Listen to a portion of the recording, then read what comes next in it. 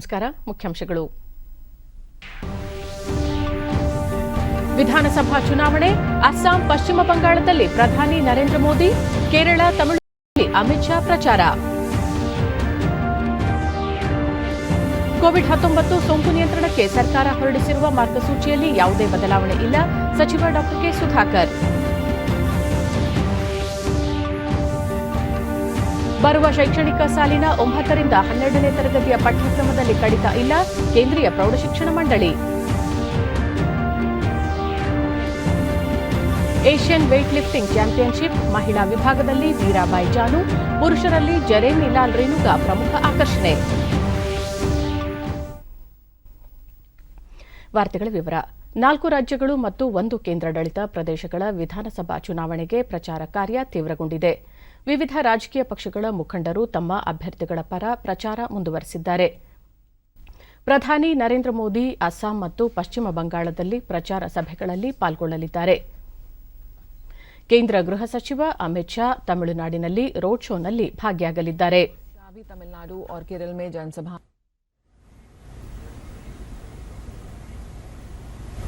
Thousand lights विधानसभा क्षेत्र में भाजपा की प्रत्याशी खुशबू सुंदर के पक्ष में यहां पर भाजपा के वरिष्ठ नेता अमित शाह इस वक्त एक रोड शो निकाल रहे हैं और तस्वीरों में हम इस वक्त देख सकते हैं कि भारी भीड़ उमड़ी है, लोगों का सैलाब उमड़ा है इस रोड शो के लिए. चुनावी प्रचार ನಂತರ ಅವರು ಕೇರಳದಲ್ಲೂ ಚುನಾವಣಾ ಪ್ರಚಾರದಲ್ಲಿ ಭಾಗಿಯಾಗಲಿದ್ದಾರೆ. दिग्गज नेता इस वक्त चुनावी मैदान में कूदे हुए हैं. रोड शो के जरिए, मेगा रैलीज के जरिए, ताबड़तोड़ चुनावी सभाओं के जरिए वो मतदाताओं को लुभाने में जुटे हैं. थाउजेंड लाइट्स विधानसभा क्षेत्र काफी महत्वपूर्ण सीट है ये. तमिलनाडु विधानसभा चुनावों की अगर हम बात करें और मशहूर अभिनेत्री खुशबू सुंदर इस सीट से खड़ी हैं और कड़ी चुनौती दे रही हैं वो विपक्षियों को और उनके पक्ष में यहां पर प्रचार करने के लिए भाजपा के वरिष्ठ नेता और गृह मंत्री अमित शाह उतरे हैं रोड शो के लिए.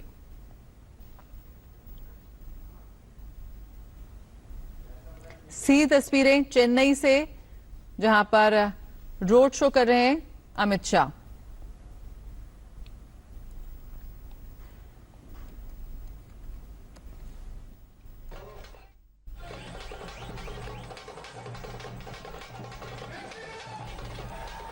थाउजेंड लाइट्स विधानसभा क्षेत्र, कड़ी चुनौती यहां पर. तमाम दिग्गज जो प्रत्याशी हैं खड़े हैं अपनी किस्मत आजमाने के लिए. खुशबू सुंदर इस सीट से भाजपा की प्रत्याशी हैं.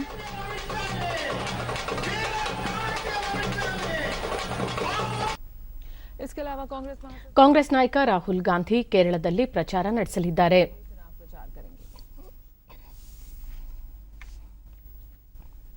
ಪಶ್ಚಿಮ ಬಂಗಾಳದ ನಂದಿ ಗ್ರಾಮದಲ್ಲಿ ಚುನಾವಣಾ ನೀತಿ ಸಂಹಿತೆ ಉಲ್ಲಂಘಿಸಿದ್ದಾರೆ ಎನ್ನಲಾದ ಪ್ರಕರಣದಲ್ಲಿ ಮುಖ್ಯಮಂತ್ರಿ ಮಮತಾ ಬ್ಯಾನರ್ಜಿ ವಿರುದ್ಧ ಕ್ರಮ ಕೈಗೊಳ್ಳುವಂತೆ ಬಿಜೆಪಿ ನಿಯೋಗ ಕೇಂದ್ರ ಚುನಾವಣಾ ಆಯೋಗಕ್ಕೆ ದೂರು ನೀಡಿದೆ. ಕೇಂದ್ರ ಸಚಿವರಾದ ಪ್ರಕಾಶ್ ಜಾವಡೇಕರ್, ಮುಖ್ತಾರ್ ಅಬ್ಬಾಸ್ ನಖ್ವಿ ಈ ಸಂಬಂಧ ಆಯೋಗಕ್ಕೆ ಮನವಿ ಮಾಡಿದ್ದಾರೆ.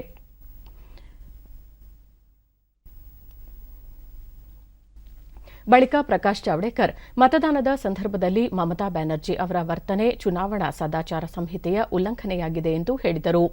ಅಲ್ಲದೆ ಡಿಎಂಕೆ ಮುಖಂಡರು ಬಿಜೆಪಿ ನಾಯಕರ ಮೇಲೆ ಮಾಡಿರುವ ಆಕ್ಷೇಪಾರ್ಹ ಟೀಕೆಗಳ ಬಗ್ಗೆಯೂ ಕ್ರಮ ಕೈಗೊಳ್ಳುವಂತೆ ಕೋರಲಾಗಿದೆ ಎಂದು ಜಾವಡೇಕರ್ ತಿಳಿಸಿದರು.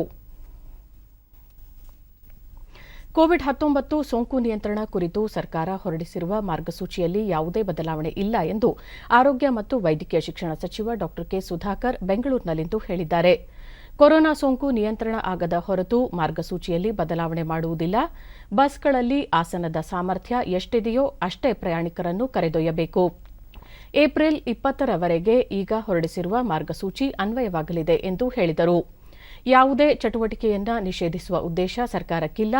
2ನೇ ಅಲೆ ಹೊಸ್ತಿಲಲ್ಲಿ ಇರುವ ಕಾರಣ ಮುನ್ನೆಚ್ಚರಿಕೆ ತೆಗೆದುಕೊಳ್ಳುವುದು ಅತ್ಯಂತ ಅನಿವಾರ್ಯ. ಸೋಂಕು ನಿಯಂತ್ರಣಕ್ಕೆ ಬಂದಲ್ಲಿ ಮಾತ್ರ ಮಾರ್ಗಸೂಚಿಯಲ್ಲಿ ರಿಯಾಯಿತಿ ನೀಡಲಾಗುವುದು. ವೈಜ್ಞಾನಿಕ ವರದಿ ಆಧಾರದ ಮೇಲೆ ನಿಯಂತ್ರಣ ಹೇರಲಾಗಿದೆ ಎಂದರು. ರಾಜ್ಯದಲ್ಲಿ ನಡೆಯುತ್ತಿರುವ ಲೋಕಸಭೆ ಮತ್ತು ವಿಧಾನಸಭಾ ಚುನಾವಣೆಗಳಿಗೆ ಆಯೋಗ ಹೊರಡಿಸಿರುವ ಮಾರ್ಗಸೂಚಿ ಅನ್ವಯವಾಗಲಿದೆ. ಧಾರ್ಮಿಕ ಕ್ಷೇತ್ರಗಳಲ್ಲಿ ಕಠಿಣ ನಿಯಂತ್ರಣ ಇರಲಿದೆ. ಸೋಂಕು ತಡೆಗಟ್ಟಲು ಎಲ್ಲರ ಸಹಕಾರ ಅಗತ್ಯ. ಈ ವಿಷಯದಲ್ಲಿ ರಾಜಕೀಯ ಬೆರೆಸುವುದು ಸೂಕ್ತವಲ್ಲ ಎಂದು ಡಾ ಕೆ ಸುಧಾಕರ್ ತಿಳಿಸಿದ್ದಾರೆ. ರಾಜ್ಯದಲ್ಲಿ ಕೋವಿಡ್-19 ಸಾಂಕ್ರಾಮಿಕ ಗಣನೀಯವಾಗಿ ಹೆಚ್ಚುತ್ತಿರುವ ಹಿನ್ನೆಲೆಯಲ್ಲಿ ರಾಜ್ಯ ವಿಪತ್ತು ನಿರ್ವಹಣಾ ಪ್ರಾಧಿಕಾರದ ಅಡಿಯಲ್ಲಿ ಮಾರ್ಗಸೂಚಿಯನ್ನು ಪ್ರಕಟಿಸಿದ್ದು ಪರಿಣಾಮಕಾರಿಯಾಗಿ ಪಾಲಿಸುವಂತೆ ಸರ್ಕಾರ ಆದೇಶಿಸಿದೆ. ಕಳೆದ 1 ತಿಂಗಳ ಅವಧಿಯಲ್ಲಿ ಸೋಂಕು ನಿರಂತರವಾಗಿ ಏರಿಕೆಯಾಗುತ್ತಿದ್ದು, ಇದನ್ನು ತಡೆಯಲು ವಿವಿಧ ಹಂತಗಳಲ್ಲಿ ನಿಯಮಗಳನ್ನು ಪ್ರಕಟಿಸಲಾಗಿದ್ದು, ಯಥಾವತ್ತಾಗಿ ಪಾಲನೆಯಾಗುವಂತೆ ರಾಜ್ಯ ಸರ್ಕಾರದ ಮುಖ್ಯ ಕಾರ್ಯದರ್ಶಿ ಪಿ. ರವಿಕುಮಾರ್ ಆದೇಶದಲ್ಲಿ ತಿಳಿಸಿದ್ದಾರೆ. ವಿದ್ಯಾಗಮವೂ ಸೇರಿದಂತೆ 6ರಿಂದ 9ನೇ ತರಗತಿಗಳನ್ನು ಸ್ಥಗಿತಗೊಳಿಸಲಾಗಿದೆ. 10, 11 ಹಾಗೂ 12ನೇ ತರಗತಿಗಳು ಪ್ರಸ್ತುತ ಇರುವಂತೆಯೇ ಮುಂದುವರಿಯುತ್ತದೆ. ಆದಾಗ್ಯೂ ತರಗತಿಗಳಿಗೆ ವಿದ್ಯಾರ್ಥಿಗಳ ಹಾಜರಾತಿ ಕಡ್ಡಾಯವಾಗಿರುವುದಿಲ್ಲ. ಉನ್ನತ ಶಿಕ್ಷಣ ಹಾಗೂ ವೃತ್ತಿಪರ ಕೋರ್ಸುಗಳಲ್ಲಿ ಮಂಡಳಿ, ವಿಶ್ವವಿದ್ಯಾಲಯಗಳ ಪರೀಕ್ಷೆ ಬರೆಯುವ ಹಾಗೂ ವೈದ್ಯಕೀಯ ವಿದ್ಯಾರ್ಥಿಗಳಿಗೆ ತರಗತಿಗಳು ಎಂದಿನಂತೆ ಇರಲಿದ್ದು, ಉಳಿದ ಎಲ್ಲಾ ತರಗತಿಗಳಿಗೂ ನಿರ್ಬಂಧ ಹೇರಲಾಗಿದೆ. ವಸತಿ ಹಾಗೂ ಬೋರ್ಡಿಂಗ್ ಇರುವ ಶಾಲೆಗಳಿಗೂ ಇದು ಅನ್ವಯವಾಗಲಿದೆ ಎಂದು ಆದೇಶದಲ್ಲಿ ತಿಳಿಸಲಾಗಿದೆ. ಧಾರ್ಮಿಕ ಸ್ಥಳಗಳಲ್ಲಿ ವೈಯಕ್ತಿಕ ಪ್ರಾರ್ಥನೆಗೆ ಅವಕಾಶವಿದ್ದು, ಗುಂಪು ಸೇರುವ ಕಾರ್ಯಕ್ರಮಗಳಿಗೆ ನಿರ್ಬಂಧ ವಿಧಿಸಲಾಗಿದೆ. ಜಿಮ್, ಪಾರ್ಟಿ ಹಾಲ್, ಈಜುಕೊಳಗಳನ್ನು ತಕ್ಷಣದಿಂದಲೇ ಸ್ಥಗಿತಗೊಳಿಸುವಂತೆ ಸೂಚಿಸಲಾಗಿದ್ದು, ಎಲ್ಲಾ ರೀತಿಯ ಮುಷ್ಕರ, ಧರಣಿ, ಮೆರವಣಿಗೆಗಳನ್ನು ನಿಷೇಧಿಸಲಾಗಿದೆ. ಸಾರ್ವಜನಿಕ ಸಾರಿಗೆಗಳಲ್ಲಿ ಪ್ರಯಾಣಿಕರ ಸಂಖ್ಯೆಯು ನಿಗದಿಪಡಿಸಿರುವ ಆಸನದ ವ್ಯವಸ್ಥೆಯನ್ನು ಮೀರುವಂತಿಲ್ಲ. ಕಚೇರಿ, ಇತರೆ ಸ್ಥಳಗಳಲ್ಲಿ ಸಾಧ್ಯವಾದಷ್ಟು ಮನೆಯಿಂದಲೇ ಕೆಲಸ ನಿರ್ವಹಿಸುವ ವ್ಯವಸ್ಥೆ ಪಾಲಿಸಲು ನಿರ್ದೇಶಿಸಲಾಗಿದೆ. ಬೆಂಗಳೂರು ನಗರ, ಗ್ರಾಮಾಂತರ, ಮೈಸೂರು, ಕಲಬುರಗಿ, ದಕ್ಷಿಣ ಕನ್ನಡ, ಉಡುಪಿ, ಬೀದರ್ ಮತ್ತು ಧಾರವಾಡ ಜಿಲ್ಲೆಗಳ ಚಿತ್ರಮಂದಿರಗಳು, ಪಬ್, ಬಾರ್, ರೆಸ್ಟೋರೆಂಟ್ಗಳಲ್ಲಿ 50% ಜನರಿಗೆ ಮಾತ್ರ ಅವಕಾಶ ಕಲ್ಪಿಸಲಾಗಿದೆ. ಅಲ್ಲದೆ ಕೋವಿಡ್ ಮುನ್ನೆಚ್ಚರಿಕೆಗಾಗಿ ಮಾಸ್ಕ್ ಧರಿಸುವುದು, ವ್ಯಕ್ತಿಗತ ಅಂತರ ಪಾಲನೆ, ಸ್ಯಾನಿಟೈಸರ್ ಬಳಕೆ ಇತ್ಯಾದಿ ಉಪಕ್ರಮಗಳನ್ನು ಎಲ್ಲೆಡೆ ಕಡ್ಡಾಯವಾಗಿ ಪಾಲಿಸಲು ಸೂಚಿಸಲಾಗಿದ್ದು, ನಿಯಮ ಉಲ್ಲಂಘಿಸಿದ್ದಲ್ಲಿ ಸೂಕ್ತ ಕ್ರಮ ಜರುಗಿಸಲಾಗುವುದು ಎಂದು ಆದೇಶದಲ್ಲಿ ತಿಳಿಸಲಾಗಿದೆ.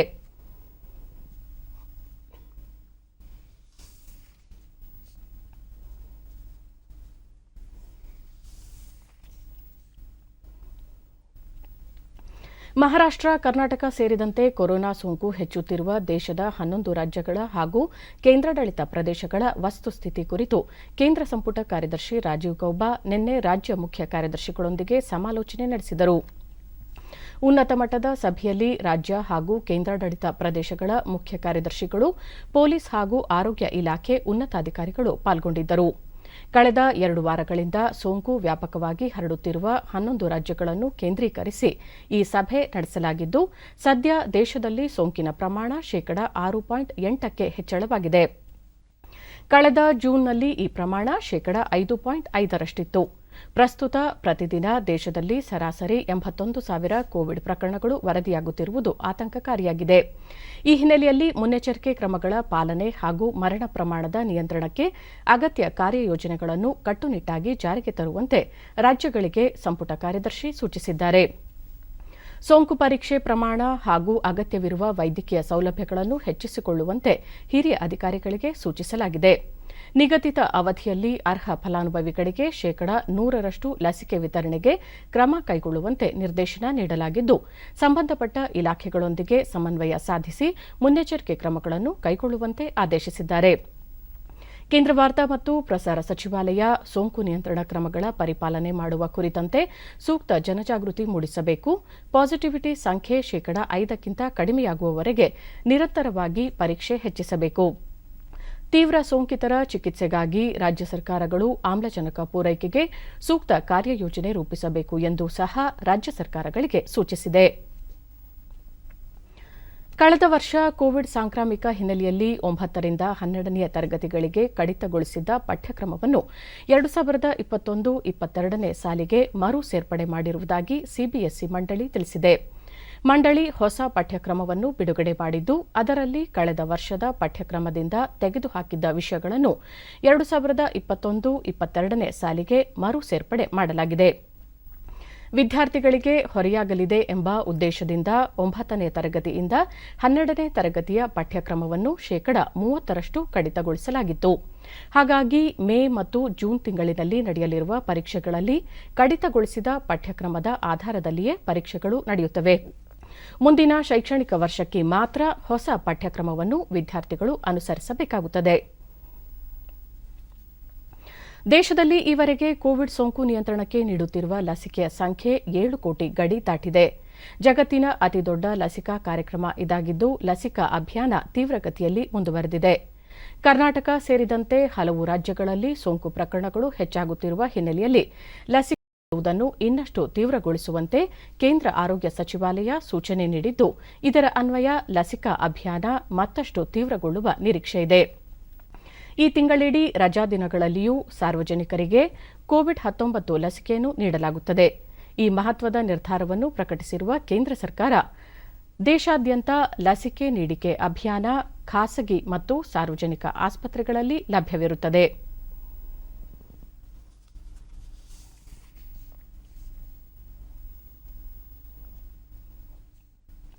ನಲವತ್ತೈದು ವರ್ಷ ವಯೋಮಿತಿ ಮೀರಿದವರು ಕೋವಿಡ್ ಸೋಂಕಿನಿಂದಾಗಿ ಹೆಚ್ಚು ಮೃತಪಡುತ್ತಿದ್ದಾರೆಂದು ಆತಂಕ ವ್ಯಕ್ತಪಡಿಸಿರುವ ಕೇಂದ್ರ ಸರ್ಕಾರ, ಈ ವರ್ಗದ ಜನರಿಗೆ ಲಸಿಕೆ ನೀಡಲು ವಿಶೇಷ ಆದ್ಯತೆ ಕಲ್ಪಿಸಲಾಗಿದೆ ಎಂದು ತಿಳಿಸಿದೆ.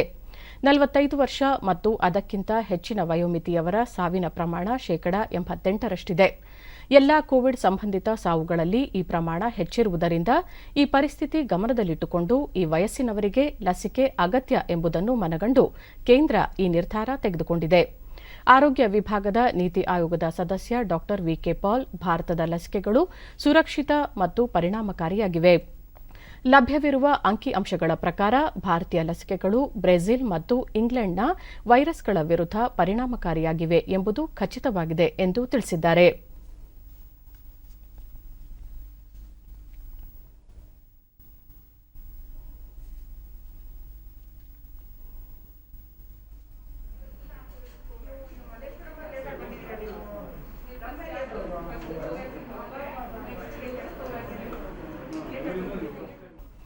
ದೇಶದಲ್ಲಿ ಕಳೆದ 24 ಗಂಟೆಗಳಲ್ಲಿ 89,129 ಹೊಸ ಕೋವಿಡ್-19 ಪ್ರಕರಣಗಳು ಬೆಳಕಿಗೆ ಬಂದಿವೆ. ಇದರೊಂದಿಗೆ 714 ಮಂದಿ ಮೃತಪಟ್ಟಿದ್ದಾರೆ. ದೇಶದಲ್ಲಿ ಒಟ್ಟು ಸೋಂಕಿತರ ಸಂಖ್ಯೆ 1,23,92,260ಕ್ಕೆ ಏರಿಕೆಯಾಗಿದೆ ಎಂದು ಕೇಂದ್ರ ಆರೋಗ್ಯ ಸಚಿವಾಲಯ ತಿಳಿಸಿದೆ. ಇದುವರೆಗೆ 1,15,69,241 ಮಂದಿ ಗುಣಮುಖರಾಗುವುದರೊಂದಿಗೆ ಚೇತರಿಕೆಯ ಪ್ರಮಾಣ 93.36ಕ್ಕೆ ಏರಿಕೆಯಾಗಿದೆ. ಒಟ್ಟು 6,58,909 ಸಕ್ರಿಯ ಪ್ರಕರಣಗಳಿದ್ದು 5.32%ರಷ್ಟಿದೆ. ಇದುವರೆಗೆ 1,64,110 ಮಂದಿ ಮೃತಪಟ್ಟಿದ್ದು, ಈ ಪ್ರಮಾಣ 1.32%ರಷ್ಟಿದೆ.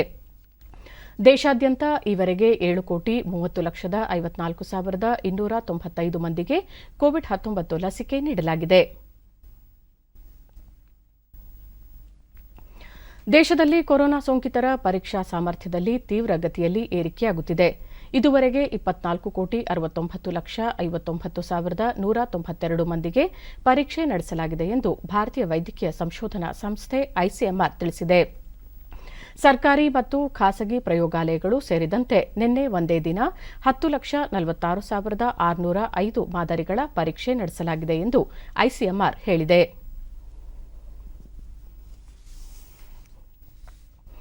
ರಾಜ್ಯದಲ್ಲಿ ಕೋವಿಡ್ ಸೋಂಕಿನ ಎರಡನೇ ಅಲೆ ಕಾಣಿಸಿಕೊಂಡಿರುವ ಹಿನ್ನೆಲೆಯಲ್ಲಿ ಸೋಂಕು ನಿಯಂತ್ರಣ ಕ್ರಮಗಳಿಗೆ ಜನತೆ ಹೆಚ್ಚಿನ ಆದ್ಯತೆ ನೀಡಬೇಕೆಂದು ಐಸಿಎಂಆರ್ನ ಸಲಹೆಗಾರ ಹಾಗೂ ರಾಜ್ಯ ಕೋವಿಡ್ ತಾಂತ್ರಿಕ ಸಲಹಾ ಸಮಿತಿ ಸದಸ್ಯ ಡಾ ವಿ ರವಿ ಹೇಳಿದ್ದಾರೆ. ಜನನಿಬಿಡ ಪ್ರದೇಶಗಳಲ್ಲಿ ಹೆಚ್ಚು ಸಂಚಾರ ಮಾಡದೆ ಪ್ರತಿಯೊಬ್ಬರೂ ಮಾಸ್ಕ್ ಧರಿಸಬೇಕು ಹಾಗೂ ಸರ್ಕಾರದ ಮಾರ್ಗಸೂಚಿಗಳನ್ನು ಕಟ್ಟುನಿಟ್ಟಾಗಿ ಪಾಲಿಸಬೇಕೆಂದು ಅವರು ಹೇಳಿದ್ದಾರೆ. ರಾಜ್ಯದಲ್ಲಿ ಕೋವಿಡ್-19 ಎರಡನೇ ಅಲೆ ಶುರುವಾಗಿದೆ.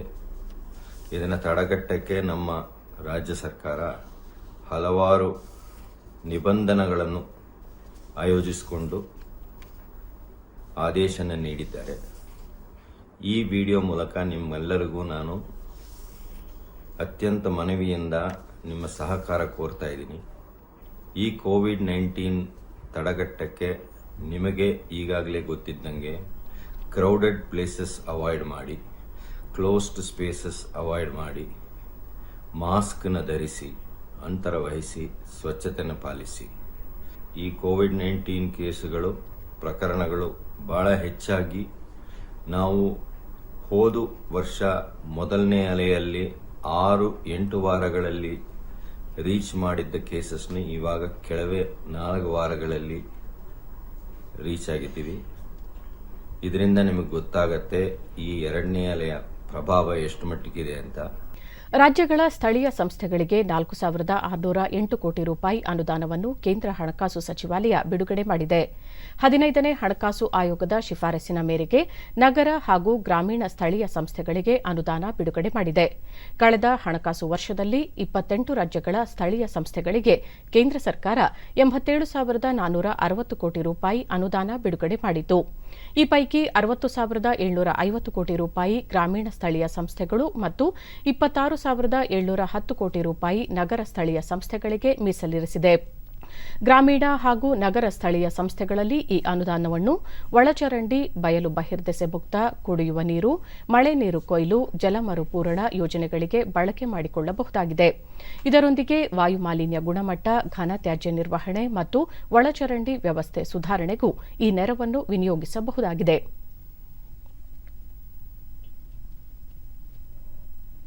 2020-21ನೇ ಸಾಲಿನಲ್ಲಿ ದೇಶಾದ್ಯಂತ 6,000 ಕಿಲೋಮೀಟರ್ಗೂ ಅಧಿಕ ರೈಲ್ವೆ ಮಾರ್ಗವನ್ನು ವಿದ್ಯುದೀಕರಣಗೊಳಿಸುವ ಮೂಲಕ ಭಾರತೀಯ ರೈಲ್ವೆ ಮಹತ್ವದ ದಾಖಲೆ ನಿರ್ಮಿಸಿದೆ.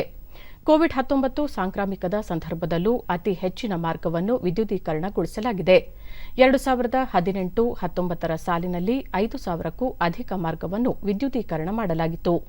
ಪೆಟ್ರೋಲಿಯಂ ಆಧಾರಿತ ಇಂಧನ ವ್ಯವಸ್ಥೆಯ ಮೇಲೆ ಅವಲಂಬಿತವಾಗುವುದನ್ನು ಕಡಿಮೆ ಮಾಡುವ ನಿಟ್ಟಿನಲ್ಲಿ ಇತ್ತೀಚಿನ ವರ್ಷಗಳಲ್ಲಿ ಭಾರತೀಯ ರೈಲ್ವೆ ಎಲ್ಲಾ ಮಾರ್ಗಗಳ ವಿದ್ಯುದೀಕರಣಕ್ಕೆ ಹೆಚ್ಚಿನ ಆದ್ಯತೆ ನೀಡಿದೆ. ಕಳೆದ 7 ವರ್ಷಗಳಲ್ಲಿ 5 ಪಟ್ಟು ರೈಲ್ವೆ ಮಾರ್ಗಗಳನ್ನು ವಿದ್ಯುದೀಕರಣ ಮಾಡಲಾಗಿದೆ. ಪ್ರಮುಖ ಮಾರ್ಗಗಳಾದ ಮುಂಬೈ ಹೌರಾ ಮಾರ್ಗವಾಗಿ ಜಬ್ಬಲ್ಪುರ್, ದೆಹಲಿ ದರ್ಬಾಂಗ್, ಜಯನಗರ್ ಮತ್ತು ಚೆನ್ನೈ ತಿರುಚಿ ನಡುವೆ ವಿದ್ಯುದೀಕರಣಗೊಳಿಸಲಾಗಿದೆ. 2023ರ ಡಿಸೆಂಬರ್ ಅಂತ್ಯದೊಳಗೆ ರೈಲ್ವೆಯ ಎಲ್ಲಾ ಮಾರ್ಗಗಳನ್ನು ಸಂಪೂರ್ಣವಾಗಿ ವಿದ್ಯುದೀಕರಣ ಮಾಡುವುದಾಗಿ ಭಾರತೀಯ ರೈಲ್ವೆ ತಿಳಿಸಿದೆ. 2030ರ ವೇಳೆಗೆ ಮಾಲಿನ್ಯ ರಹಿತ ಗುರಿ ಸಾಧಿಸಲು ಆದ್ಯತೆ ನೀಡುವುದರೊಂದಿಗೆ ನವೀಕರಿಸಬಹುದಾದ ಇಂಧನ ಮೂಲಗಳಿಂದಲೂ ರೈಲು ಓಡಿಸುವ ಉದ್ದೇಶ ಹೊಂದಿರುವುದಾಗಿ ತಿಳಿಸಿದೆ.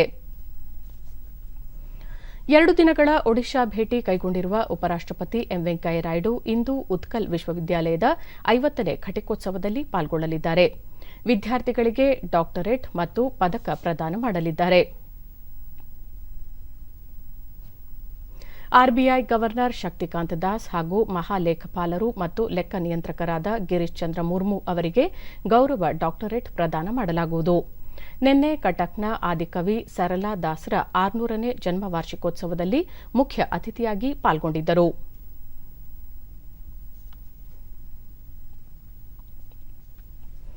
ಖಗೋಳ ವಿಜ್ಞಾನದ ಪರಿವೀಕ್ಷಣಾ ವಿಭಾಗದಲ್ಲಿ ದೀರ್ಘಕಾಲೀನ ವೈಜ್ಞಾನಿಕ ಸಮಸ್ಯೆಗಳ ಕುರಿತು ಚರ್ಚಿಸಲು ಖಗೋಳ ಭೌತಿಕ ಜೆಟ್ಗಳು, ವೀಕ್ಷಣಾ ಸೌಲಭ್ಯಗಳು ಮತ್ತು ರಾಷ್ಟ್ರೀಯ ದೃಷ್ಟಿಕೋನ ಕುರಿತ ರಾಷ್ಟ್ರೀಯ ಕಾರ್ಯಾಗಾರ ಏಪ್ರಿಲ್ 5ರಿಂದ 9ರವರೆಗೆ ನಡೆಯಲಿದೆ. ದೇಶದ 30ಕ್ಕೂ ಹೆಚ್ಚು ಸಂಸ್ಥೆಗಳಿಂದ 200ಕ್ಕೂ ಹೆಚ್ಚು ವಿಜ್ಞಾನಿಗಳು, ಯುವ ಸಂಶೋಧಕರು ಪಾಲ್ಗೊಳ್ಳುವ ನಿರೀಕ್ಷೆಯಿದೆ. ನಕ್ಷತ್ರಗಳು ಸೇರಿದಂತೆ ದೊಡ್ಡ ದೊಡ್ಡ ನಕ್ಷತ್ರ ಪುಂಜಗಳವರೆಗೆ ವಿವಿಧ ವರ್ಗದ ವಸ್ತುಗಳ ಮೇಲೆ ಅಧ್ಯಯನ ನಡೆಯಲಿದೆ.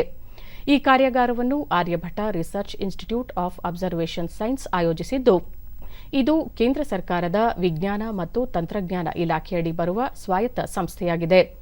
ಅಸ್ತಿತ್ವದಲ್ಲಿರುವ ಮತ್ತು ಮುಂಬರುವ ಭಾರತೀಯ ವೀಕ್ಷಣಾ ಸೌಲಭ್ಯಗಳನ್ನು ಬಳಸಿಕೊಂಡು ದೀರ್ಘಕಾಲದ ವೈಜ್ಞಾನಿಕ ಸಮಸ್ಯೆಗಳನ್ನು ಪರಿಹರಿಸಲು ಸಮುದಾಯ ಹೇಗೆ ಕೊಡುಗೆ ನೀಡಬಹುದು ಎನ್ನುವ ಕುರಿತಂತೆಯೂ ಕಾರ್ಯಾಗಾರ ಬೆಳಕು ಚೆಲ್ಲಲಿದೆ. ಈ ಕಾರ್ಯಾಗಾರ ಸಂಪೂರ್ಣ ಆನ್ಲೈನ್ ವೇದಿಕೆಯಲ್ಲಿ ನಡೆಯಲಿದೆ. ವಿಜ್ಞಾನ ಮತ್ತು ತಂತ್ರಜ್ಞಾನ ಇಲಾಖೆಯ ಸ್ವರ್ಣ ಮಹೋತ್ಸವ ಮತ್ತು ದೇಶ ಸ್ವಾತಂತ್ರ್ಯ ಪಡೆದ 75ನೇ ವರ್ಷದ ಆಜಾದಿ ಕಿ ಅಮೃತ್ ಮಹೋತ್ಸವ್ ಅಂಗವಾಗಿ ಈ ಕಾರ್ಯಾಗಾರ ಆಯೋಜಿಸಲಾಗಿದೆ. ಮ್ಯಾನ್ಮಾರ್ನಲ್ಲಿ ನಡೆಯುತ್ತಿರುವ ಹಿಂಸಾಚಾರವನ್ನು ಖಂಡಿಸಿರುವ ಭಾರತ ಪ್ರಜಾತಂತ್ರ ವ್ಯವಸ್ಥೆ ಪುನರ್ ಸ್ಥಾಪನೆಗೆ ಬೆಂಬಲ ಸೂಚಿಸಿದೆ ಎಂದು ವಿದೇಶಾಂಗ ವ್ಯವಹಾರಗಳ ಸಚಿವಾಲಯ ತಿಳಿಸಿದೆ.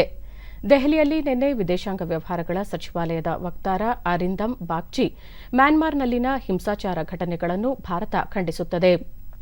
ಮ್ಯಾನ್ಮಾರ್ನಲ್ಲಿ ಕಾನೂನು ಪಾಲನೆಯಾಗಬೇಕು ಮತ್ತು ಪ್ರಜಾತಂತ್ರ ಪುನರ್ ಸ್ಥಾಪನೆಯಾಗಬೇಕು ಎಂದರು. ಆಸಿಯಾನ್ ರಾಷ್ಟ್ರಗಳು ಸೇರಿದಂತೆ ಭಾರತವೂ ಸಹ ಪ್ರಜಾತಂತ್ರ ವ್ಯವಸ್ಥೆಯನ್ನು ಸ್ಥಾಪಿಸಲು ನಿರಂತರ ಪ್ರಯತ್ನ ನಡೆಸುತ್ತಿವೆ. ಬಂಧನಕ್ಕೆ ಒಳಗಾಗಿರುವ ರಾಜಕೀಯ ನಾಯಕರನ್ನು ಬಿಡುಗಡೆ ಮಾಡುವಂತೆ ಭಾರತ ಒತ್ತಾಯಿಸುತ್ತದೆ ಮತ್ತು ಗಡಿ ಭಾಗದಿಂದ ಭಾರತಕ್ಕೆ ಮ್ಯಾನ್ಮಾರ್ ನಿರಾಶ್ರಿತರು ನುಸುಳುವ ವಿಚಾರದಲ್ಲಿ ಕಾನೂನು ಮತ್ತು ಮಾನವೀಯ ನೆಲೆಗಟ್ಟಿನ ಮೇಲೆ ಭಾರತ ನಿರ್ಧಾರ ಕೈಗೊಳ್ಳಲಿದೆ ಎಂದು ಅವರು ತಿಳಿಸಿದರು. ಭಾರತ ಇದುವರೆಗೆ ವಿಶ್ವದ ವಿವಿಧ ದೇಶಗಳಿಗೆ 644 ಲಕ್ಷ ಡೋಸ್ ಕೋವಿಡ್ ಲಸಿಕೆಗಳನ್ನು ರಫ್ತು ಮಾಡಿದೆ. ಇದರಲ್ಲಿ 104 ಲಕ್ಷ ಡೋಸ್ಗಳನ್ನು ಅನುದಾನದ ರೂಪದಲ್ಲಿ, 357 ಲಕ್ಷ ಡೋಸ್ಗಳನ್ನು ಮಾರಾಟ ಮಾಡಿದ್ದರೆ 182 ಲಕ್ಷ ಡೋಸ್ಗಳನ್ನು ಲಸಿಕೆ ಉಪಕ್ರಮದ ರೂಪದಲ್ಲಿ ಇತರೆ ದೇಶಗಳಿಗೆ ರವಾನಿಸಿದೆ ಎಂದರು. ವಿಶ್ವದೆಲ್ಲೆಡೆ ಭಾರತದ ಲಸಿಕೆಗಳಿಗೆ ಭಾರಿ ಬೇಡಿಕೆ ಬರುತ್ತಿದೆ. ಆದರೆ ನಮ್ಮ ದೇಶದ ಅಗತ್ಯತೆಗಳನ್ನು ಗಮನದಲ್ಲಿಟ್ಟುಕೊಂಡು ವಿದೇಶಗಳಿಗೆ ರಫ್ತು ಮಾಡುವ ಕುರಿತು ಸೂಕ್ತ ನಿರ್ಧಾರ ಕೈಗೊಳ್ಳಲಾಗುವುದು ಎಂದರು. ಚಿಕ್ಕಮಗಳೂರು ಜಿಲ್ಲೆಯಲ್ಲಿ ಅರಣ್ಯ ಇಲಾಖೆಯ ವತಿಯಿಂದ ಮೂಡಿಗೆರೆ ತಾಲೂಕಿನ ತತ್ಕೋಳ ಮೀಸಲು ಅರಣ್ಯ ಸರಹದ್ದಿನ ಹಳ್ಳಿಗಳಲ್ಲಿ ಆನೆಗಳ ದಾಳಿಯಿಂದ ಉಂಟಾಗುತ್ತಿದ್ದ ಅವಘಡಗಳನ್ನು ತಪ್ಪಿಸಲು ಕಾಡಿನ ಗಡಿರೇಖೆಯಲ್ಲಿ ತೂಗುಬೇಲಿ ನಿರ್ಮಾಣ ಮಾಡಲಾಗಿದೆ. ಕಾಡು ಪ್ರಾಣಿಗಳು ಮತ್ತು ಮಾನವನ ನಡುವಿನ ಸಂಘರ್ಷ ತಡೆಯಲು ಸುಮಾರು 10 ಕಿಲೋಮೀಟರ್ ಸೌರಶಕ್ತಿ ಆಧಾರಿತ ತೂಗುಬೇಲಿಗಳನ್ನು ನಿರ್ಮಿಸಲಾಗಿದೆ. ಕಂಬಗಳಿಗೆ ತೂಗುಬೇಲಿಗಳನ್ನು ಅಳವಡಿಸಲಾಗಿದ್ದು, ಸೌರಶಕ್ತಿಯ ಬ್ಯಾಟರಿಗಳಿಂದ ಪ್ರಾಣಿಗಳಿಗೆ ಹಾನಿಯಾಗದಂತೆ ವಿದ್ಯುತ್ ಹರಿಸಲಾಗುತ್ತಿದೆ. ಇದರಿಂದ ಇತ್ತೀಚಿನ ದಿನಗಳಲ್ಲಿ ಕಾಡಂಚಿನಲ್ಲಿರುವ ಗ್ರಾಮಗಳಿಗೆ ಆನೆಗಳ ಉಪಟಳ ತಗ್ಗಿದೆ. ಡಿಡಿ ನ್ಯೂಸ್ನೊಂದಿಗೆ ಬಿದರಹಳ್ಳಿ ಗ್ರಾಮದ ಕಾಫಿ ಬೆಳೆಗಾರ ಪ್ರಭಾಕರ್ ಕಳೆದ ಹಲವು ವರ್ಷಗಳಿಂದ ಕಾಡು ಪ್ರಾಣಿಗಳ ಹಾವಳಿ ಹೆಚ್ಚಾಗಿತ್ತು. ವಿದ್ಯುತ್ ಕಂಬಗಳ ಮಾದರಿಯಲ್ಲಿ ತೂಗುಬೇಲಿ ನಿರ್ಮಿಸಿರುವುದರಿಂದ ಕಾಡೆಮ್ಮೆ ಹಾಗೂ ಆನೆಗಳ ಹಾವಳಿ ತಪ್ಪಿದೆ ಎಂದರು. ಒಂದು ಐಬೆಕ್ಸ್ ಮಾಡಿ 1 ವರ್ಷದಿಂದ ಆನೆ ಹಾವಳಿ ಕಡಿಮೆ ಆಗಿದೆ. ಯಾವುದೇ ರೀತಿಯಿಂದ ಪ್ರಾಬ್ಲಮ್ ಆಗಿಲ್ಲ. ಇದನ್ನು ಈ ರೀತಿ ಮುಂದುವರಿಸಿ ಅದನ್ನ ಮೇಂಟೆನೆನ್ಸ್ ಚೆನ್ನಾಗಿ ಮಾಡಿದರೆ ಇದು ಸಕ್ಸಸ್ಫುಲ್ ಆಗುತ್ತೆ. ಸರ್ಕಾರದ ವತಿಯಿಂದ ಅನುದಾನ ಬಂದಿರೋದ್ರಿಂದ ಇದು ಪ್ರಥಮ ಬಾರಿಗೆ ಇದು ಒಂದು ಸಕ್ಸಸ್ ಆಗಿರೋದು ಅಷ್ಟೇ.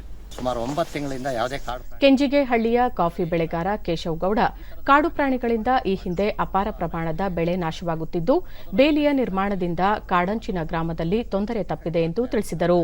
ಅದನ್ನು ತುಂಡು ಮಾಡ್ಕೊಂಡು ಬರ್ತಾ ಇದ್ದು, ಈ ಥರದ ಐಬ್ಯಾಕ್ಸು ಇಡೀ ರಾಜ್ಯದಲ್ಲಿ ಮತ್ತು ರಾಷ್ಟ್ರದಲ್ಲಿ ಮಾಡಬೇಕು ಅನ್ನೋಂಥದ್ದು ನಾನು ಒಬ್ಬ ರೈತನಾಗಿ ಅಪೇಕ್ಷೆ ಪಟ್ಟಿದ್ದೀನಿ. ಇದನ್ನು ಮೇಂಟೈನ್ ಮಾಡೋಂಥದ್ದು ಆಯಾ ಲೋಕಲ್ಲು ಬೆಳೆಗಾರರಿಗೆ ಹೇಳ್ತಾ ಇದ್ದಾರೆ ಡಿಪಾರ್ಟ್ಮೆಂಟು. ಬಹುಶಃ ಅದು ಲೋಕಲೈಟ್ಸ್ ಮಾಡಲಿಕ್ಕೆ ಆಗಲ್ಲ, ಎಲ್ಲರೂ ಒಟ್ಟಾಗಿ ಅದು ಮಾಡಲಿಕ್ಕೆ ತೊಂದರೆ ಆಗುತ್ತೆ. ಹಾಗಾಗಿ ಡಿಪಾರ್ಟ್ಮೆಂಟೇ ಇದನ್ನು ಮುಂದುವರಿಸ್ಕೊಂಡು ಹೋಗಬೇಕಾಗತ್ತೆ. ಇದರಿಂದ ಈ ಭಾಗದಲ್ಲಿ ಸಹಾಯಕ ಅರಣ್ಯ ಸಂರಕ್ಷಣಾಧಿಕಾರಿ ನಿರ್ಮಲಾ, ತೂಗುಬೇಲಿ ನಿರ್ಮಾಣದಿಂದ ಆನೆಗಳು ಕಾಡಿನಿಂದ ಹೊರಬರುವ ಪ್ರಮಾಣ ಕಡಿಮೆಯಾಗಿದೆ. ಸುತ್ತಮುತ್ತಲ ಗ್ರಾಮಗಳ ಜನರಿಂದ ಉತ್ತಮ ಅಭಿಪ್ರಾಯ ವ್ಯಕ್ತವಾಗಿದೆ ಎಂದರು. ಅದು ಬಹಳಷ್ಟು ಕಡಿಮೆ ಆಗೋಗಿದೆ. ಇವಾಗ ಅದು ಯಾವುದೇ ಥರದ ಕಂಪ್ಲೇಂಟ್ಸ್ ಇಲ್ಲ. ಇದ್ರದ್ದು ನಮಗೆ ಮೇಂಟೆನೆನ್ಸ್ ಏನಂತಂದರೆ 10 ಕಿಲೋಮೀಟರ್ಸ್ ಅಷ್ಟು ನಾವು ಏನು ಟೆಂಟಕಲ್ ಫೆನ್ಸಿಂಗ್ ಮಾಡಿದ್ದೀವಿ. ಅದರದ್ದು ಈ ಟೆಂಟಕಲ್ ಫೆನ್ಸಿಂಗಲ್ಲಿ ಸುಮಾರು ಒಂದು 10 kV ಅಷ್ಟು ವೋಲ್ಟೇಜು ಎವ್ರಿ ಡೇ ಈ ಲೈನಲ್ಲಿ ಮೇಂಟೈನ್ ಆಗಬೇಕಾಗತ್ತೆ. ತಂತಿ ಬೇಲಿ ಅಂದ್ರೆ ಅರಣ್ಯ ಸಂರಕ್ಷಣಾಧಿಕಾರಿ ಜಗನ್ನಾಥ್ ಕಳೆದ 10 ವರ್ಷಗಳಿಂದಲೂ ಮೂಡಿಗೆರೆಯ ಹಲವು ಗ್ರಾಮಗಳ ರೈತರಿಗೆ ಕಾಡಾನೆಗಳಿಂದ ತೊಂದರೆಯಾಗುತ್ತಿತ್ತು. ಪರಿಹಾರದ ಭಾಗವಾಗಿಯೇ ಸುಮಾರು 10 ರಿಂದ 15 ಲಕ್ಷ ರೂಪಾಯಿ ಸರ್ಕಾರ ಪಾವತಿಸುತ್ತಿತ್ತು. ಭೂ ಲಕ್ಷಣಕ್ಕೆ ಅನುಗುಣವಾಗಿ ತತ್ಕೋಳ ಗ್ರಾಮದ ಮುಖ್ಯ ರಸ್ತೆಯಿಂದ ಕುಂಡ್ರ ಗ್ರಾಮದವರೆಗೂ ಸುಮಾರು 10 ಕಿಲೋಮೀಟರ್ ಉದ್ದದ ತೂಗುಬೇಲಿಯನ್ನು ನಿರ್ಮಿಸಲಾಗಿದೆ. ಬೇಲಿ ನಿರ್ಮಾಣವಾದ ನಂತರ ಯಾವುದೇ ಬೆಳೆ ಹಾನಿಯಾಗಿಲ್ಲ ಎಂದು ಮಾಹಿತಿ ನೀಡಿದರು. ಮೊದಲ ಬಾರಿಗೆ ಮಹಿಳಾ ಮಿಲಿಟರಿ ಪೊಲೀಸರು ಕಠಿಣ ತರಬೇತಿ ಮುಗಿಸಿ ಕೆಲವೇ ದಿನಗಳಲ್ಲಿ ಭಾರತೀಯ ಸೇನೆಗೆ ಸೇರ್ಪಡೆಗೊಳ್ಳಲಿದ್ದಾರೆ. ಬೆಂಗಳೂರಿನ ಮಿಲಿಟರಿ ತರಬೇತಿ ಶಿಬಿರದಲ್ಲಿ ಕರ್ನಾಟಕದ 8 ಯುವತಿಯರು ಸೇರಿದಂತೆ ದೇಶದ 100 ಮಂದಿ ಮೇ ತಿಂಗಳಿನಲ್ಲಿ ಸೇನೆಗೆ ಪಾದಾರ್ಪಣೆ ಮಾಡಲಿದ್ದಾರೆ. ಕಠಿಣ ಸೇನಾ ತರಬೇತಿ ಪಡೆಯುತ್ತಿರುವ ಯುವತಿಯರು ಬಂದೂಕು ಹಿಡಿದು ದೇಶದ ರಕ್ಷಣೆಗೆ ಸಜ್ಜುಗೊಳ್ಳುತ್ತಿದ್ದಾರೆ. ಲ್ಯಾನ್ಸ್ ನಾಯಕ್ ಹುದ್ದೆಯಲ್ಲಿ ಕಾರ್ಯನಿರ್ವಹಿಸುವ ಇವರು ಕಳೆದ ಹಲವು ತಿಂಗಳಿನಿಂದ ಸವಾಲಿನ ತರಬೇತಿ ಪಡೆದು ಸೇನೆಗೆ ಅಗತ್ಯವಿರುವ ಸಾಮರ್ಥ್ಯ, ಮನೋಸ್ಥೈರ್ಯವನ್ನು ಪಡೆದುಕೊಂಡಿದ್ದಾರೆ.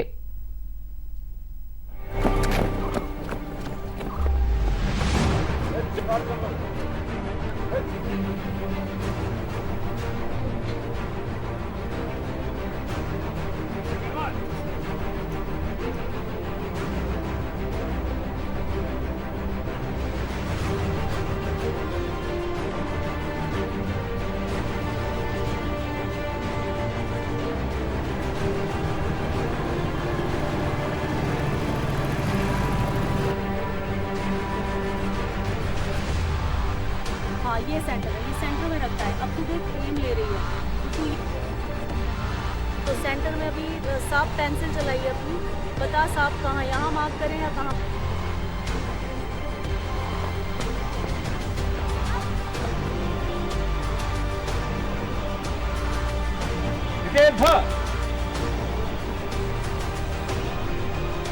तेल रेडी, चेंज लीवर, वैन पर सभी केस कलेक्टर लगाए।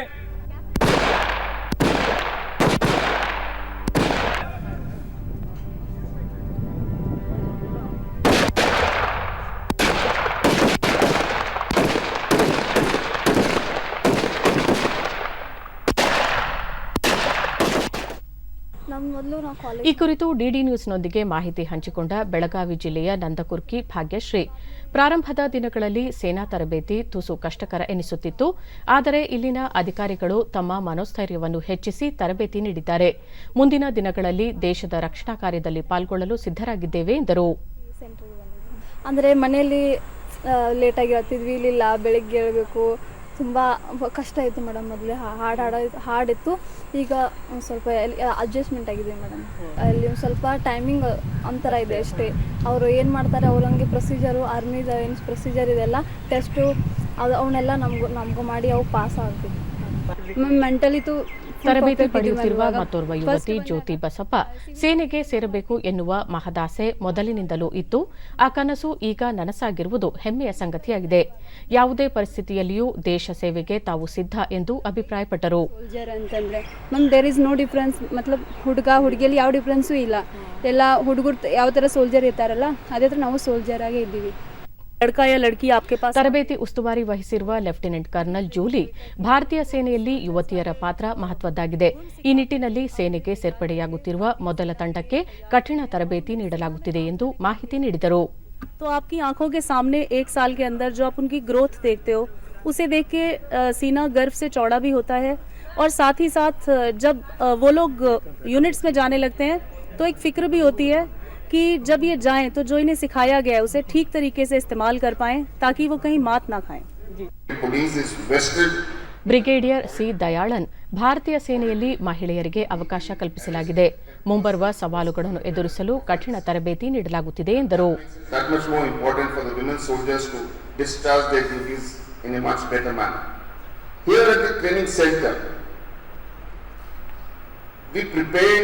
for the arrival of these women recruits much before they arrive here. I just wish to highlight a few of these preparations which are very, very important, which has assisted. ಈ ತಿಂಗಳು ಉಜ್ಬೇಕಿಸ್ತಾನದ ತಾಷ್ಕೆಂಟ್ನಲ್ಲಿ ನಡೆಯಲಿರುವ Asian weight lifting ಚಾಂಪಿಯನ್ಶಿಪ್ನಲ್ಲಿ ವಿಶ್ವದ ಮಾಜಿ champion Mirabai Chanu ಅವರು ಮಹಿಳೆಯರ 49 KG ವಿಭಾಗದಲ್ಲಿ ಭಾರತದ ಸವಾಲು ಮುನ್ನಡೆಸಲಿದ್ದಾರೆ. ಇದೇ ಏಪ್ರಿಲ್ 16ರಿಂದ 25ರವರೆಗೆ ಏಷ್ಯನ್ ವೇಟ್ ಲಿಫ್ಟಿಂಗ್ ಚಾಂಪಿಯನ್ಶಿಪ್ ನಡೆಯಲಿದ್ದು, 26 ವರ್ಷದ ಮೀರಾಬಾಯಿ ಚಾನು ಮಹಿಳೆಯರ ವಿಭಾಗದಲ್ಲಿ ಪ್ರಮುಖ ಆಕರ್ಷಣೆಯಾಗಿದ್ದಾರೆ.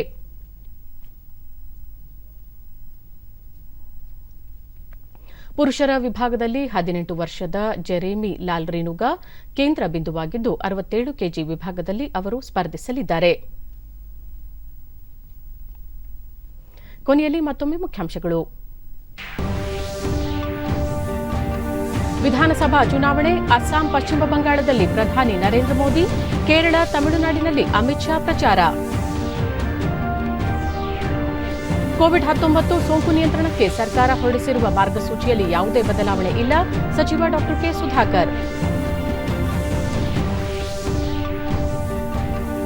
ಬರುವ ಶೈಕ್ಷಣಿಕ ಸಾಲಿನ 9ರಿಂದ 12ನೇ ತರಗತಿಯ ಪಠ್ಯಕ್ರಮದಲ್ಲಿ ಕಡಿತ ಇಲ್ಲ, ಕೇಂದ್ರೀಯ ಪ್ರೌಢಶಿಕ್ಷಣ ಮಂಡಳಿ. ಏಷ್ಯನ್ ವೇಟ್ ಲಿಫ್ಟಿಂಗ್ ಚಾಂಪಿಯನ್ಶಿಪ್ ಮಹಿಳಾ ವಿಭಾಗದಲ್ಲಿ ಮೀರಾಬಾಯಿ ಚಾನು, ಪುರುಷರಲ್ಲಿ ಜೆರೇಮಿ ಲಾಲ್ರಿನುಗಾ ಪ್ರಮುಖ ಆಕರ್ಷಣೆ. ನಮ್ಮ ವಾರ್ತಾ ಪ್ರಸಾರವನ್ನು ನೀವು ಡಿಡಿ ಚಂದನ ನ್ಯೂಸ್ ಯೂಟ್ಯೂಬ್ ಚಾನೆಲ್ನಲ್ಲೂ ವೀಕ್ಷಿಸಬಹುದು. ನಮ್ಮ ಮುಂದಿನ ವಾರ್ತಾ ಪ್ರಸಾರ ಮಧ್ಯಾಹ್ನ 1 ಗಂಟೆಗೆ. ನಮಸ್ಕಾರ.